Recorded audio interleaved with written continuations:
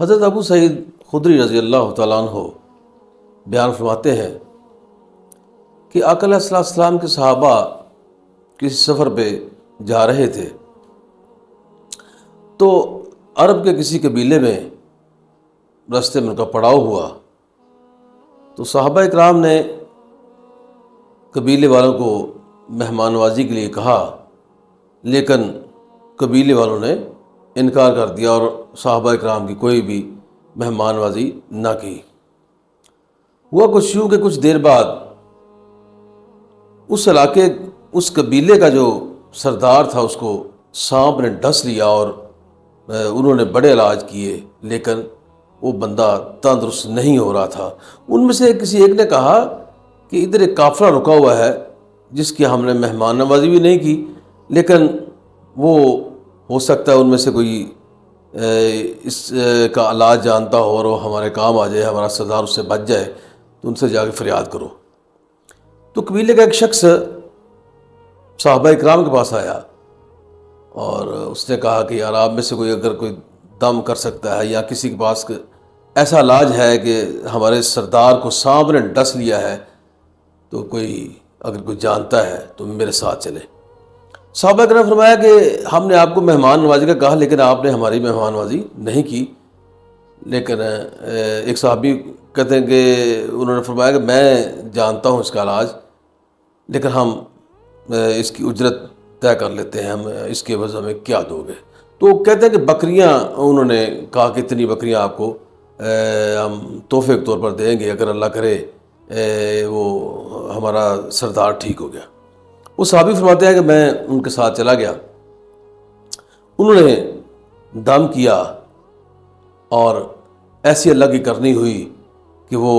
ان کا سردار ٹھیک ہو گیا، جو کہ بیٹھا ہوا تھا اور اس سے چلا بھی نہیں جا رہا تھا، وہ اٹھ کے چلنے پھرنے کے قابل ہو گیا۔ اللہ تعالیٰ نے اس کو شفا عطا فرما دی، اب وہ تندرست ہو گیا۔ اب جو انہوں نے وعدہ ان سے کیا تھا وہ بکریاں، وہ اتنی بکریاں جتنی انہوں نے کہی تھی وہ دے دی۔ اب صحابہ اکرام فرماتے ہیں کہ ہم بکریاں ہم نے لے لیں، اب ان کو تقسیم کرنے لگے تو ایک صحابی فرمانے لگے یار پہلے اس کا مسئلہ سرکار مدینہ صلی اللہ علیہ وسلم سے پوچھ لیتے ہیں، آقا علیہ السلام سے جا کے سارا واقعہ بیان کرتے ہیں،